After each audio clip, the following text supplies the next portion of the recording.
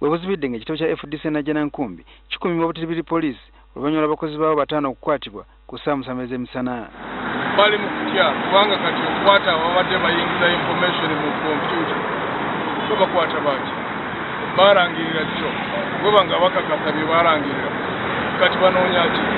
Abakakwatiddwa badde bagezaako okukungaanya okukuba amasimu nga balagirira abantu bajje mu Kampala okuva mu bitundu bya njawulo wano mu ggwanga tino bajje mu Kampala beekalakase.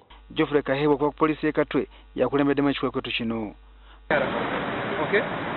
Get me? I'm just here for, I'm not on the scene. I'm just doing my normal policing work along Entebbe Road.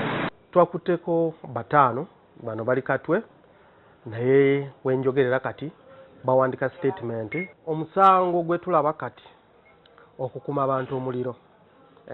Mu bakwatiddwa mubadde mwamyuka Ssaabawandiisi w'ekibiina kya FDC Harold Kaija, Rogers Bichwa, Vincent Musoke, William Byaruhanga n'omulala ategerekesekeera taddeewo. Mugisha Muntu nga yesenkulu w'ekibiina kino agamba nti ebikolebwa byonna bigendereddwa mu kulemesa kibiina okuggyayo amazima ku bikwatagana ebyalangiriddwa akakyoka ebyokulonda President Museveni mwe yawangulidde akalulu.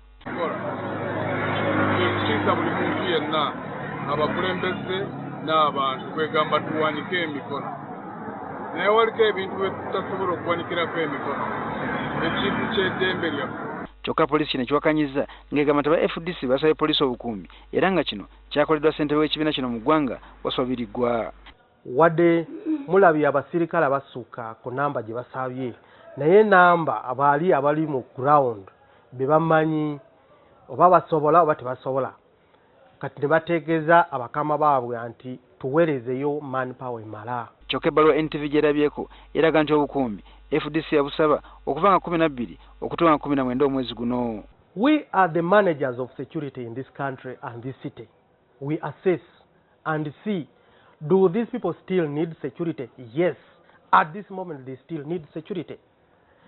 Their supporters can storm the offices and demand their bosses to either do something. Their supporters can, or even not their, anybody can do anything to them. So we have to provide security for them. Poliisi esoose kugaana bannakibiina bannamawulire okuyingira munda mu kizimbe kino ekya FDC wadde ng'oluvannyuma ebakkiriza. Abatunulira ebyokulonda okuva mu mawanga ga Bulaaya nga nabo batuuseko ekitabo kya FDC oluvannyuma boogeddeko n'abakungu b'ekibiina kino. Muntu ategeeza nga bali mu kugatta ebyakuŋŋaanyizibwa mu kulonda olwo benganga akakyoka ebyokulonda nga balina kwe basinziira.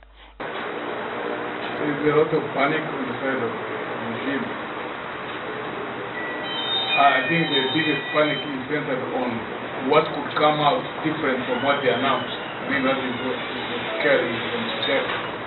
But for us, we need to collect information from all sources. We are meeting today with FDC. We would like to meet NRM and we would like to meet also the Electoral Commission. Etteeka erikwatagana n'ebyokulonda liwa omuntu yenna ayagala okwemulugunya ennaku 10 zokka okugendera mu kkooti okubiwakanya.